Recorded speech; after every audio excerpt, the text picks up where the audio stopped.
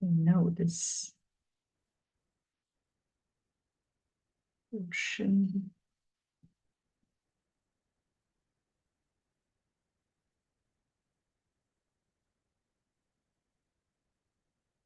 Hey, I think we are in business. You see one screen, right? Yes, Hari Om, yes. Hariom. Very good. We'll get started. So welcome everyone. Oh, oh,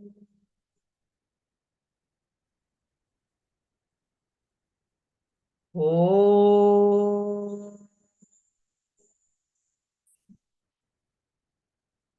Om Sahana Bhavatu Sahanau Bhunaktu Sahaviryam Karavavahai Tejasvinavadhitamastu ma vidvishavahai. Om Shanti Shanti Shanti.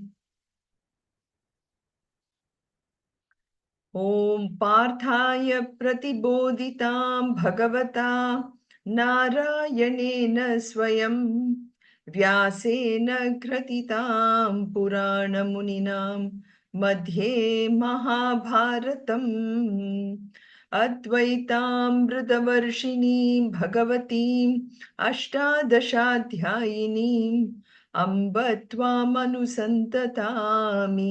भगवद्गीते भवद्वेषिणी नमोऽस्तु ते व्यासविशालबुद्धे फुल्लारविन्दायतपत्रनेत्र येन त्वया भारततैलपूर्णः प्रज्वालितो ज्ञानमयः प्रदीपः प्रपन्नपारिजाताय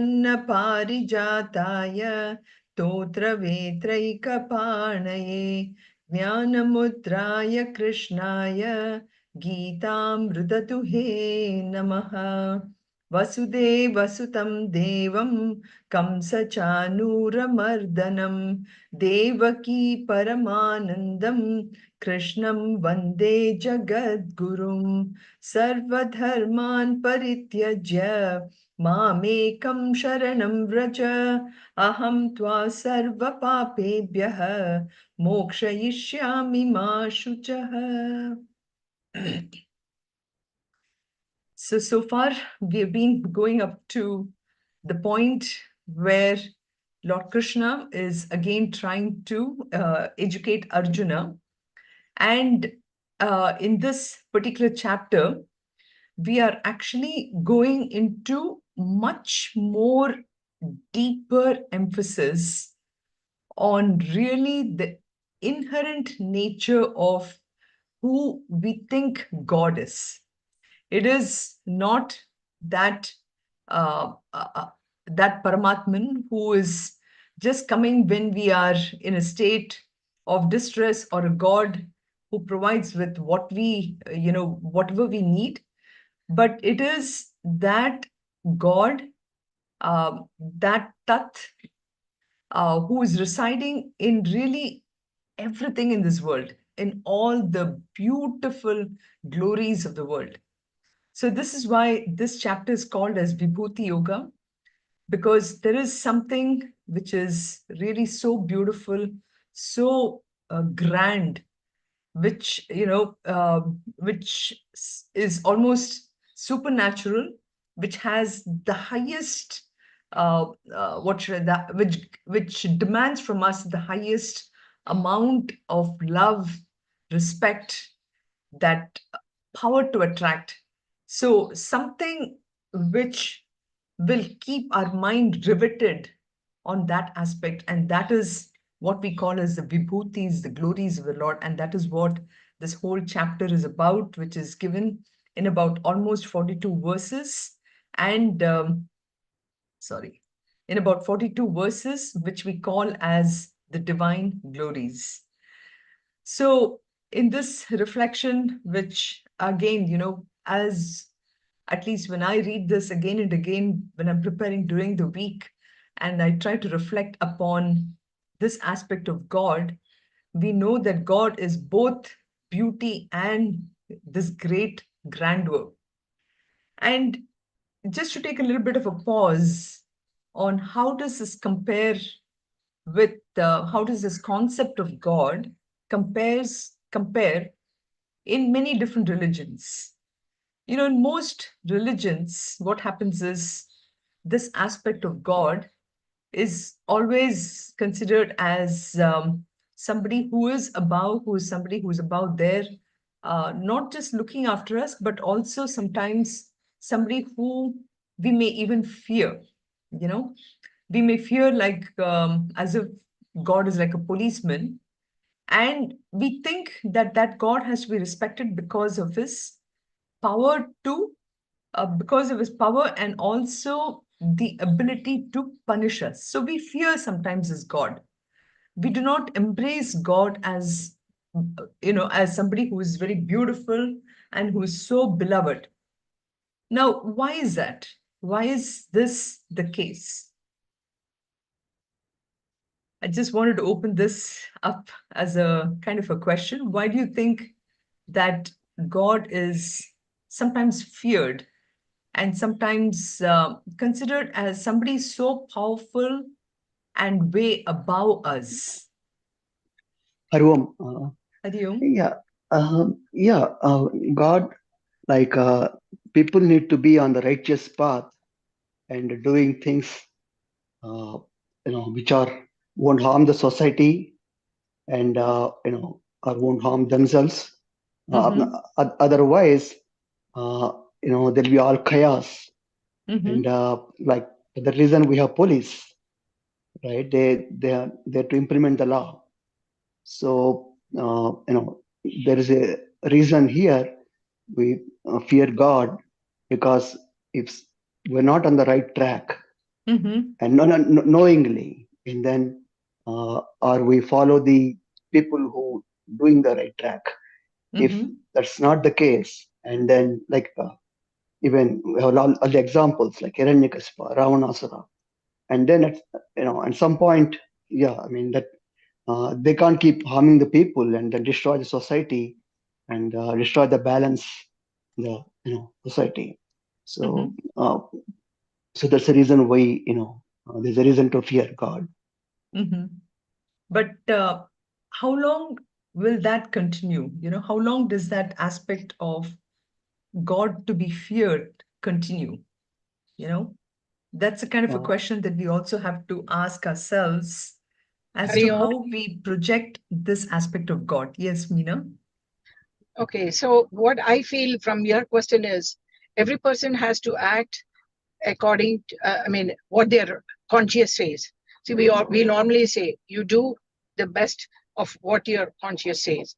Mm-hmm. Otherwise, we know we all everybody has a fear. Like if we do something out of our conscience, like we know that something what we are doing is wrong, definitely God is going to punish us. So Mm-hmm. from our childhood we have that.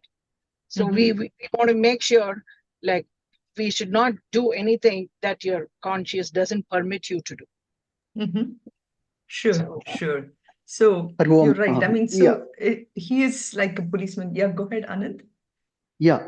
Again, how long for the question?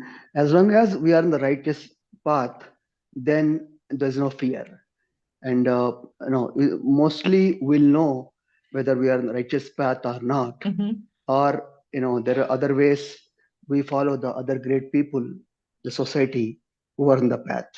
Like Right. just as an example, in somebody in the class, he's in the always getting the first class or the higher Mm-hmm. grades, then he's not, he doesn't have to fear for the that he's Mm-hmm. going to fail in the exam or things like. Right.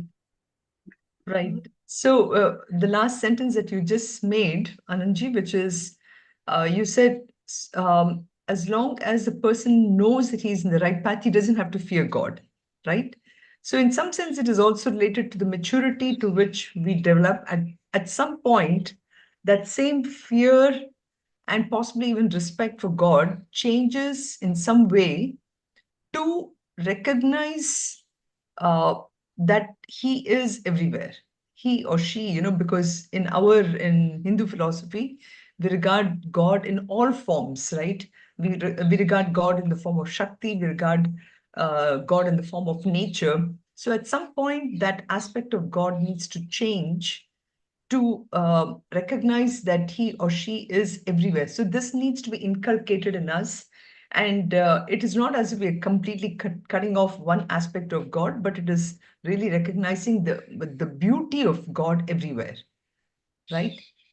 So they're not, once if we were to worship God as a male part or the female, Ardhanarishvara or, Shakti and Purusha. So it's not as if they're two different people or anything, but the idea is that God is really beyond all that. So at some point, the maturity has to sink in, and we have to recognize that God is both that aspect of beauty and wonder and everything, which is beyond form, names, everything. It is almost God is the isness of everything that is around us, right? So that's the point where we are coming to in this 10th chapter, where Arjuna is going to start, or he started asking questions last week.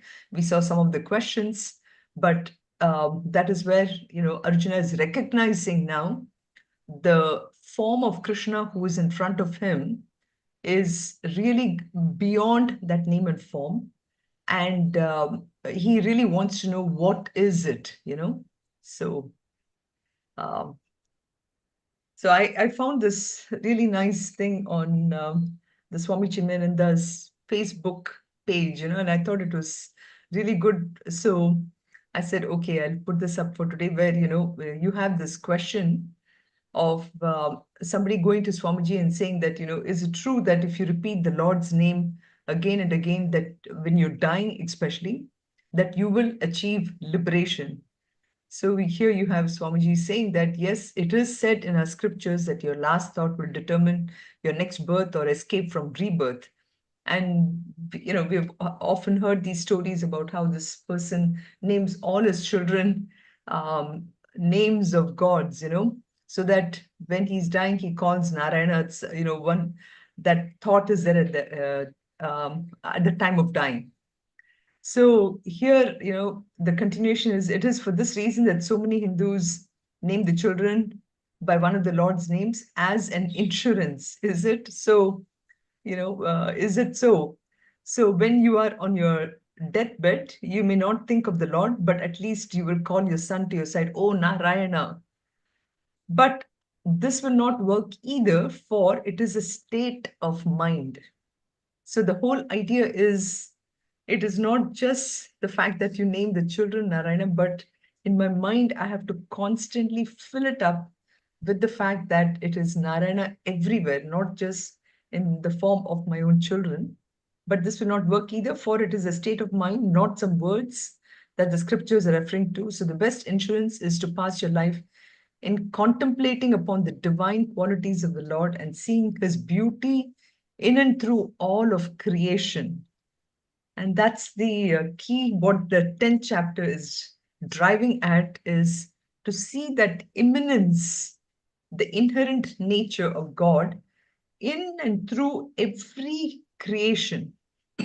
Then he says, you'll be sure to think of the Lord at the moment of your death. I thought this is very powerful, because this is a story which we tell our children and everything, when we are in Balavihar, about this person who named his children God.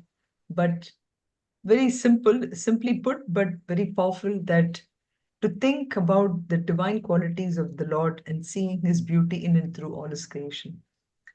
I mean, today we live in the world where as soon as I get up, the first thing that comes to my mind is my phone, the cell phone, or my mobile phone, or anything which is in front of, which is very materialistic. But in and through each one of them, I have to recognize that power and the glory of the Lord.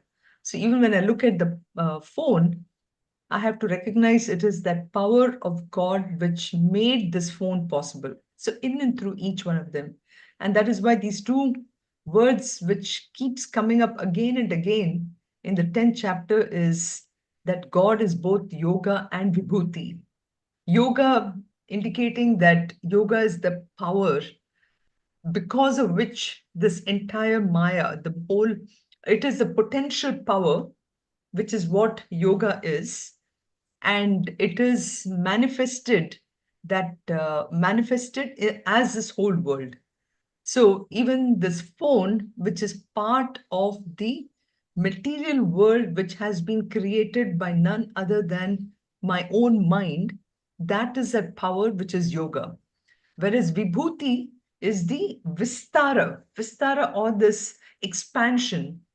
So it is an expansion which has been created. So that is what is the vibhuti. Again, I'm bringing these 2 points because it has relevance to the shlokas all the way from 20 on, about 20 shlokas. What we actually see is this power of yoga and vibhuti. So actually, bhuti means anything being, the isness. How is that isness manifested? It is manifested as the vibhuti. Vibhuti, which is again that expansion of that power in and through everything, in and through every being, in and through every aspect, in and through that animate, the inanimate, satchara and sacharachara, we say the movable and immovable. What is that? And that is the aspect which is, which we saw again in shlokas 7 through 11. We saw the majestic power, his greatness, his awe-inspiring thing, which Krishna is trying to explain to Arjuna. So in and through all this, so we see that from the shloka 7 to 11, where Krishna then explains the inherent power, but he doesn't really explain about really how that power has been manifested. So there is all that, so that is what in that previous thing, where we talked about what are, he talks that these are all my vibhutis. And then he also says that this can happen only when, when number one is the mind has to be completely steady. It has to be full of devotion, be full of an appreciation of those glories. And that can happen only when the person has the jnana deepa. We discussed all this before. So that is why in shlokas 12 through 18, now we see Arjuna opening up, and he's pretty much starts off with the same words which Krishna has used, but he starts to, first glorify Krishna. He says, you're the Parabrahma, you're the Param Dhamma, you're the abode, you're the greatness. So in some sense now, Arjuna's question is actually with lot of, with a lot of devotion. That is how he says. And so he first starts off with emphasizing whatever Krishna has already said. So he lists out all Krishna's attributes to first tell him that, yes, Krishna, I understand what you said. And now I'm just repeating back to you because I have a lot of reference and I have a lot of respect and I acknowledge all the qualities of you. And so that is where the shloka 12 starts off with first Arjuna acknowledging Krishna's greatness by saying Param Dhamma, Param Brahma, you are pure, Pavitram, and you're the great person, and you are also Ajam, you are beyond birth, you are all pervading, Vibhum, pervading, all pervading, and you are that ultimate Purusha, and you are also the eternal one. So this is how he starts in shloka 12.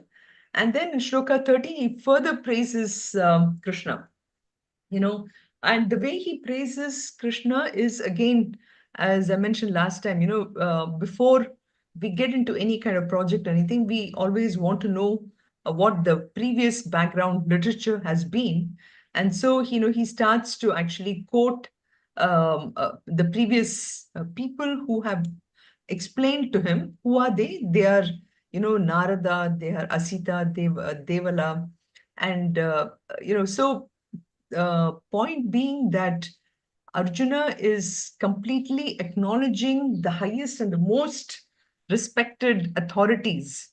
And for him, there is no diversity of opinion itself, So again, going to speaking of Narada, because Narada was, who grew up in that environment of spirituality and who had decided to seek that absolute reality after his mother passes away, and how his meditation, bears fruit when he had the vision of Ishvara.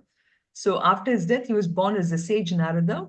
And we know of how sage Narada traveled everywhere. And he learned also all the arts and sciences in Chandogya Upanishad. He says, I've learned all this, but yet I'm not very happy. And then he asked for that knowledge. So that Narada. And then another person, he mentions is Devala, who was the son of a great sage called Asita, who was born as a result of the sage Asita's prayer to Lord Shiva. So Devala was actually cursed by a celestial maiden named Rambha for not agreeing to marry her. So he was born as a sage Ashtavakra, who was famous for writing the Ashtavakra Gita. And then, of course, Vyasa. Vyasa is the Sri Krishna Dvaipayana Vyasa, who is the author of the great epic Mahabharata. So the reason why Arjuna quotes all these people, of course, is that on one hand, he recognizes all these great people have said that, but it also shows Arjuna's education itself. So his education was covered by all these great people who have been acknowledged seers. So that is why he says about this, about these great people. So and then he says, Sarva Metad Dvaitam Manye Yanmam Vadasi Keshava. He says, so I believe this is true from all this occasion. So I'm not, just asking this question. I completely understand that people before me have come and gone. So he accepts the authority. And then he says, continue, tell me more. So you see 14 and 15, where he now says, Nahite Bhagavan Vyaktim Vidur Devana Danavaha. Then Swayam Mevatmanatmanam Vetatvam Purushottama Bhuta Bhavana Bhutesha Deva Deva Jagatpate.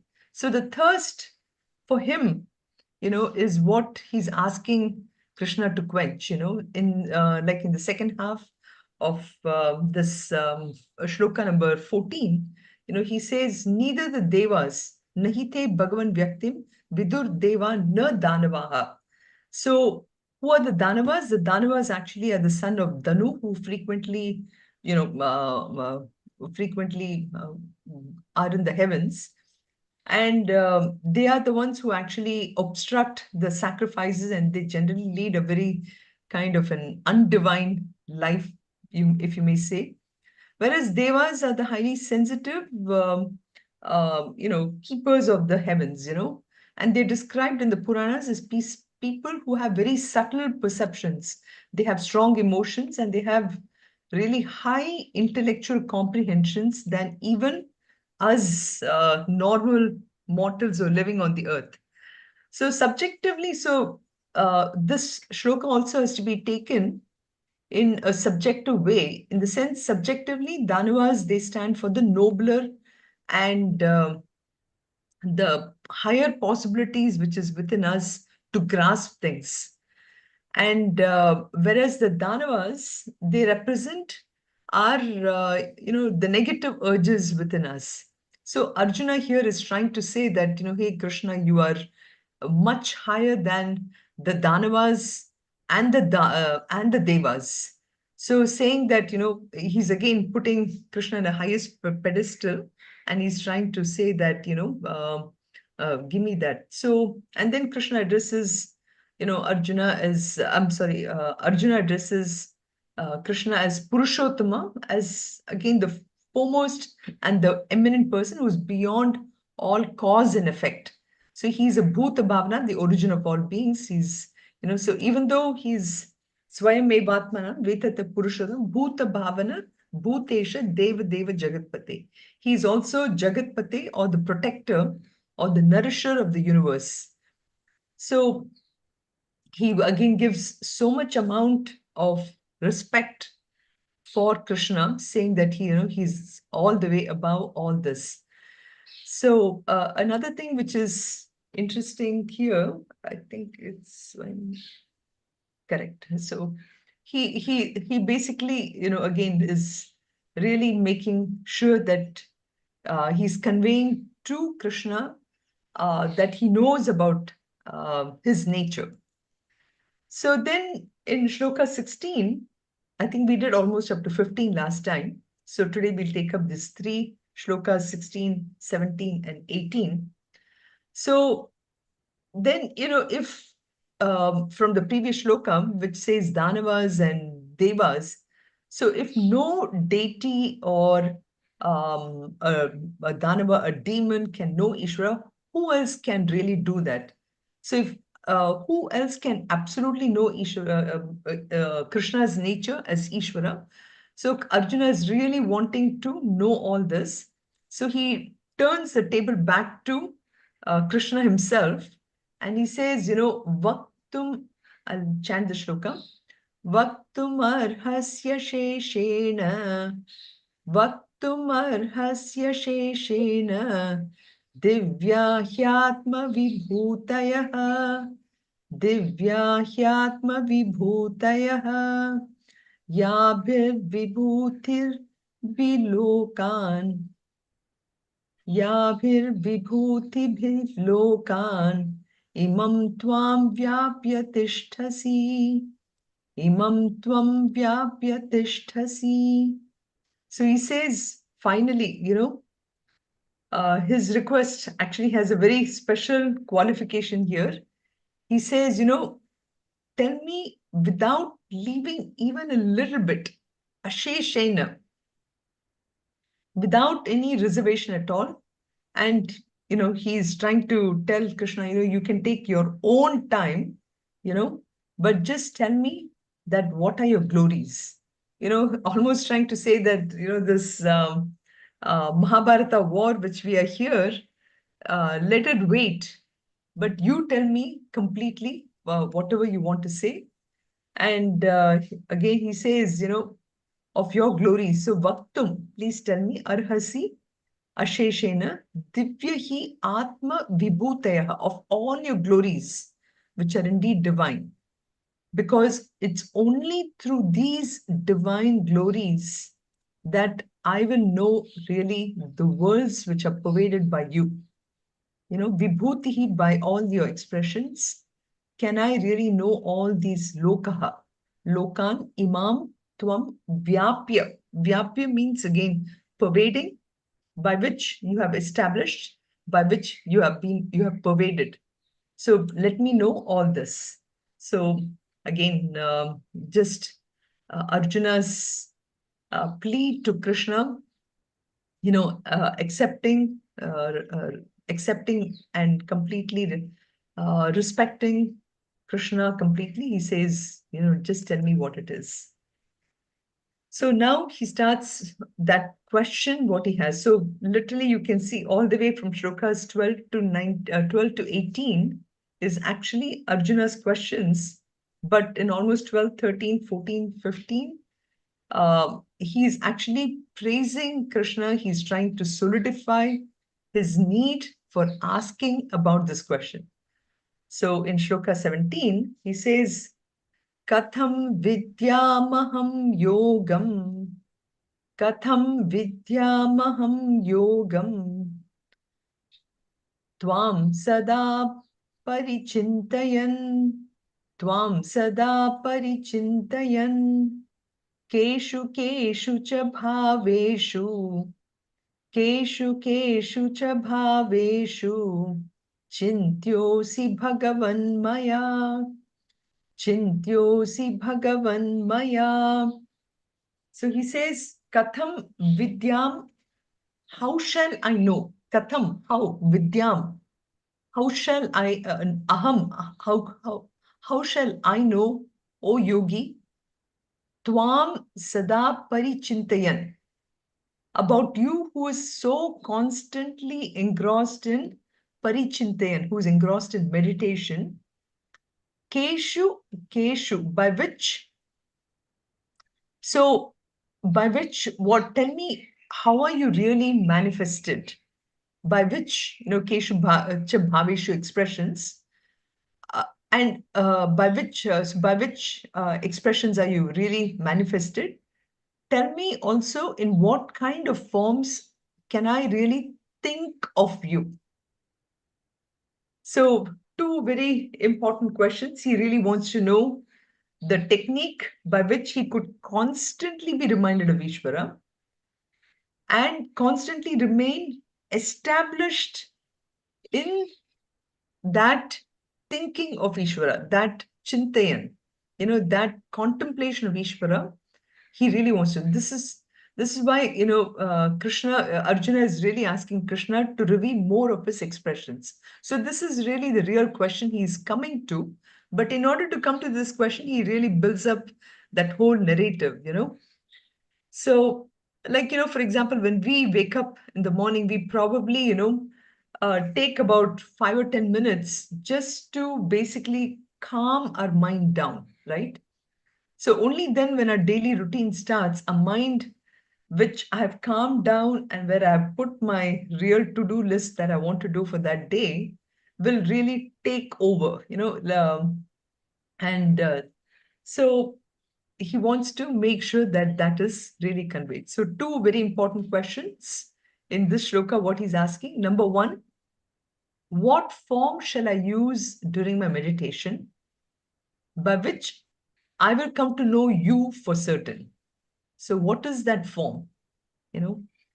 Like we say in our Hindu religion, we have so many gods, and we have any form which we can take to meditate upon. There is no partiality, there is no sense on, we can use a japamala, we can use a picture, it can be in any form, right?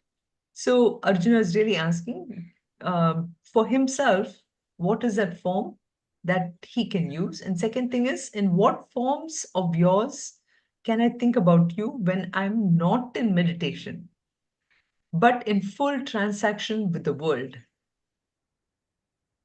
Two very beautiful questions, and two questions which, of course, is what we want to address for ourselves, right? So this is almost the second last verse of this shlokas from 12 to 18, where he's asking, so why do we think that Arjuna is asking this question? What do you think? Is it really pertinent? Is it pertaining to us as well? Yes, it is. Yeah. Hari Om. Go ahead, Suvarna. Yeah, Hari Om. Yes, it is. It's like he's asking. As I'm reading the question, it's like he's asking. That day he asked a question that I need the answer to right now, right here, right now. So it's like Arjuna is asking questions for us, since we were, so the questions are relevant no matter what the time frame or the period. It doesn't matter. Right. And, that is true. You bring up a good point. Yeah, I mean, we are in the transaction world, and when we are in the meditation, or we are doing our puja, yes, we manage to keep our mind maybe shantam for whatever that small time frame that we keep ourselves for the puja. But when that shantam has to continue throughout the day, so for that, we need some kind of a help that will keep us calm while going through our whole day. And not every moment of our life is there are ups and downs. There's something that you did not expect. It could be good, it could be bad, or it could be just shocking, which has nothing to do with you, some surprising news that. So it's all. Yes, so we need some kind of thing to bring us back to almost reality, so to speak, right? Keep us grounded, keep us, it is like that anvil, keep it steady, keep us calm, keep us grounded. This is probably why on the phone, on our phone desktop, we're able to put a picture where we can Yes. Bring our mind back to, right? Yes. Yes. Yes. Yeah. Very good. Thank you. Anant, you Harvam, want to say yeah, something? Yeah. yeah. In the same lines, when we do puja, we have a murti in front of us, and Mm-hmm. then we try to focus. Whereas so in the transactional world, we are get busy with the work or household work or whatever name, and then at that time we have to constantly think of Bhagavan. Then how do we do that? So this Mm-hmm. is Arjuna is asking, it is like everyone's question. Everyone's That's how question, I. exactly. Right.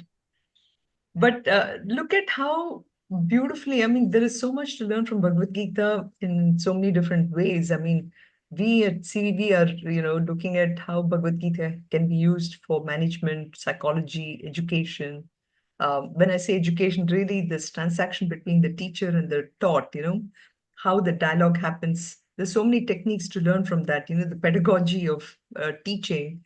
And in here, you see this um, Arjuna could have used in the starting shlokas, right?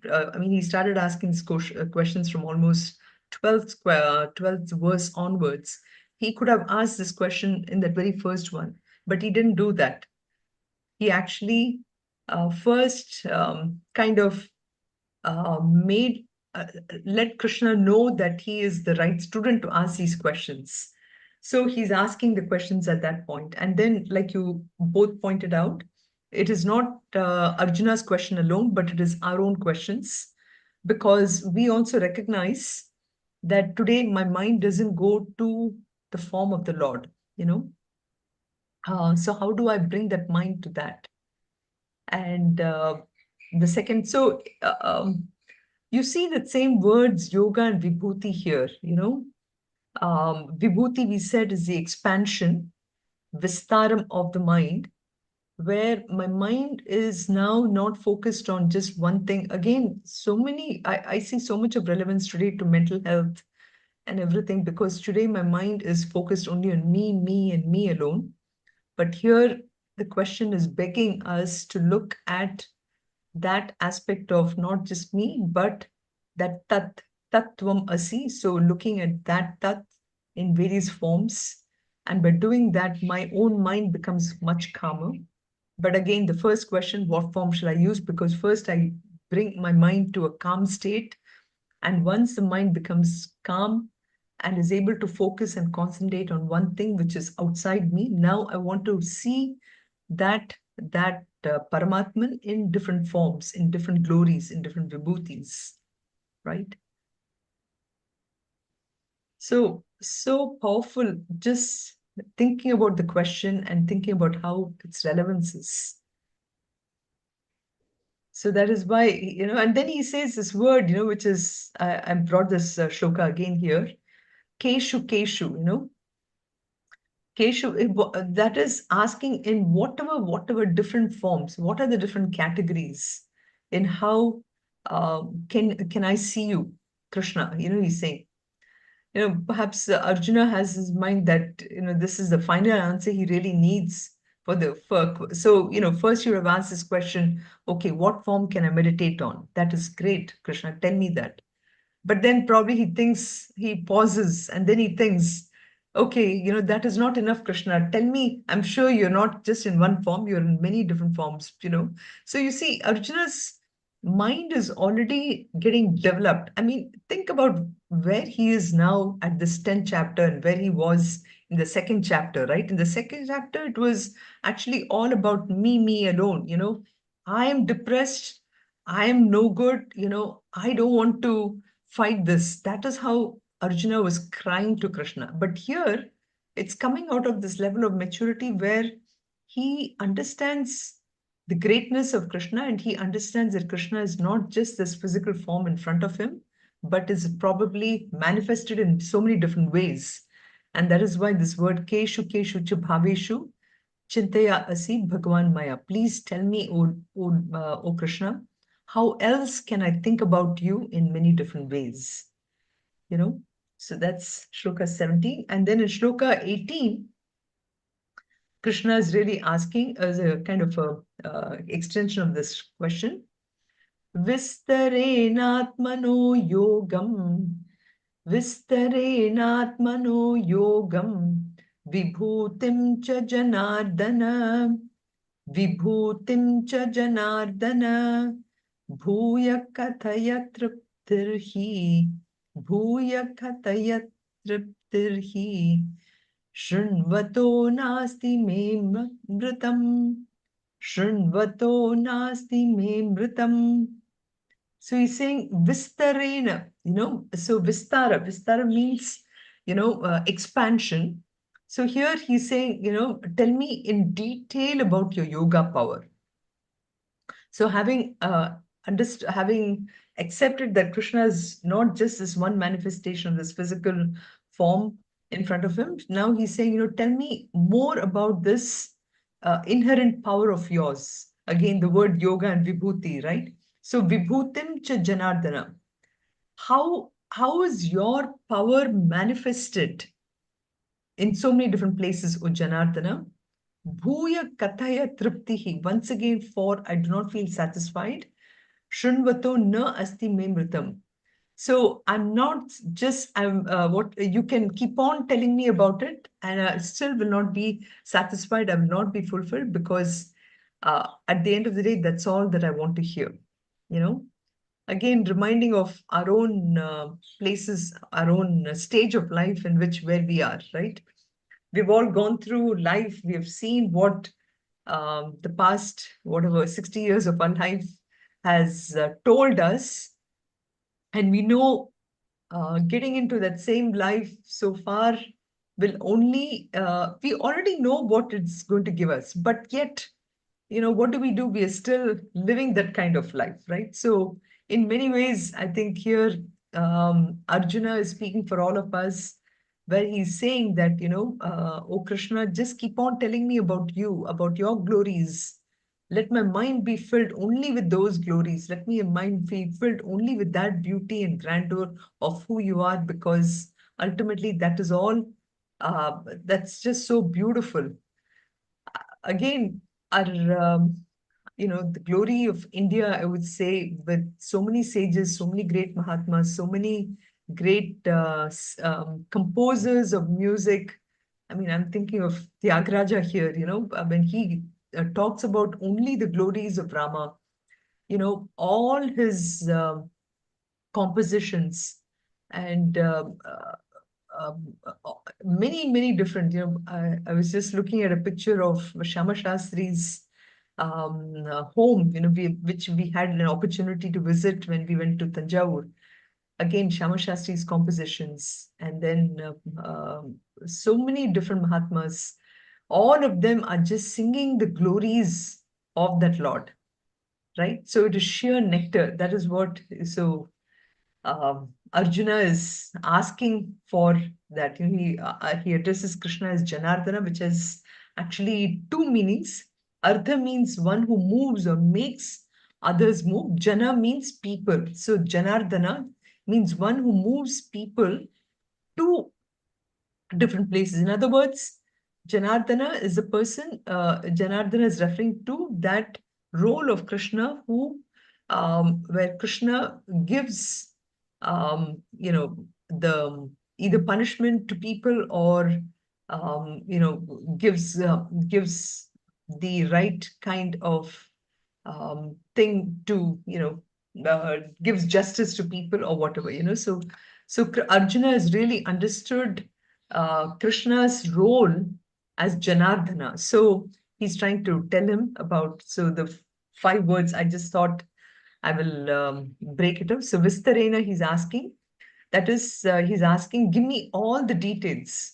If this is addressing the second question in the previous one. He says, do not leave anything out. Just give me everything about you, which is all vibhutim yogam cha. So these were actually the same exact words. Even in chapter 7, he uses vibhutim yogam cha. So Arjuna is recalling those same words, and he says, give me more. Tell me everything about it. And then Janardana is again the fulfiller of all desires, and he's wanting to say, and then Bhuyaha, so there's a very word again, Krishna began this chapter, right? Bhuya eva mahabaho. That's how Krishna addresses Arjuna. So he uses the same word. He does, and then Amritam, nectar, it's because listening to the Lord's glories is nothing but that nectar itself. What more do I want? Arjuna is asking, sitting in the battlefield, saying that just tell me about your own glories. So this is the concluding verse of Arjuna's questions. So starting from shloka number 19, he's going to have about 72 vibhutis or expressions of Ishvara.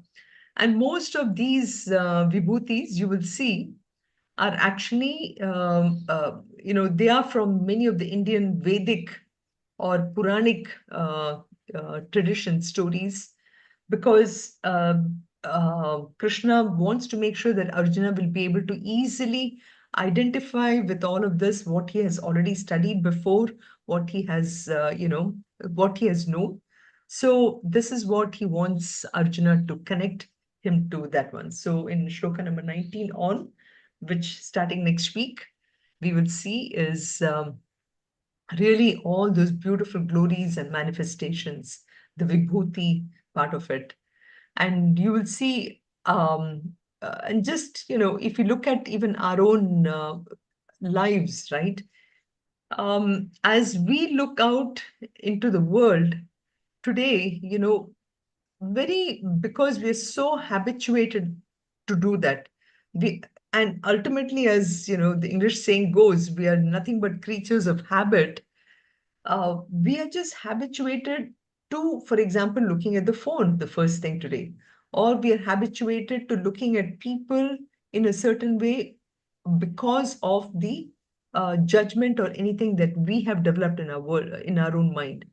So here you will see about how in and through everything, how I'm able to see the essence of that Lord everywhere. A simple example, for example, let's take water, water is everywhere. Water is in the form of the water which is there in my tea in the cup. Water is there in the form of, the food that I eat, the sambars or anything. Everything is nothing but water. But what do? We get so habituated to not looking at it as water, but as looking at water in its various forms. And we've got attracted to only those forms.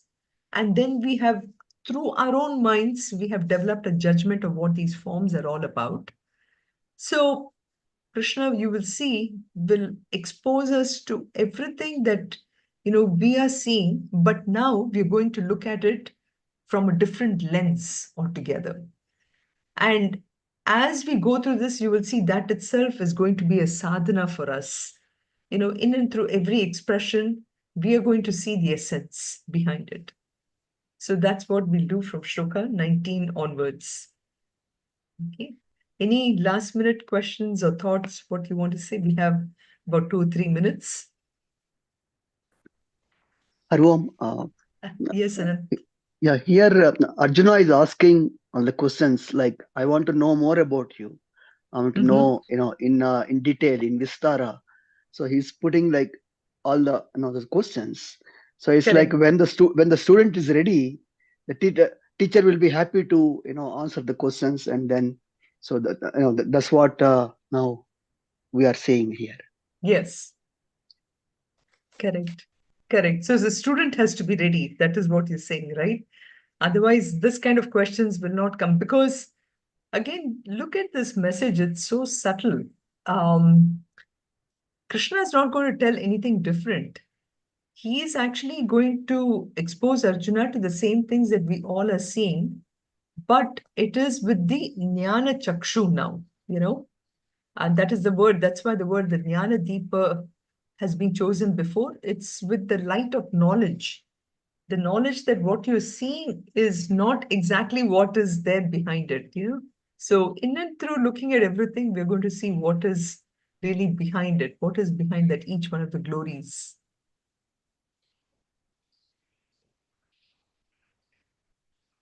So anything, Amma, you want to say? No, Yogi Amma? no.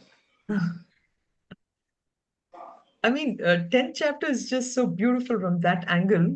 It seems it's a very practical chapter, but yet at the same time, powerful and sadhana by itself. Sarve bhavantu sukhinah, sarve santu niramayaha, sarve bhadrani pashyantu, ma kaschit dukkha bhag bhavet. Om Shanti Shanti Shanti. Om Purnamadav Purnamidam Purnat Purnamudachyate Purnasya Purnamadaya Purnameva Vashishyate. Om Shanti Shanti Shanti. Harihi Om Shri Gurubhyo Namaha. Harihi Om. Stop.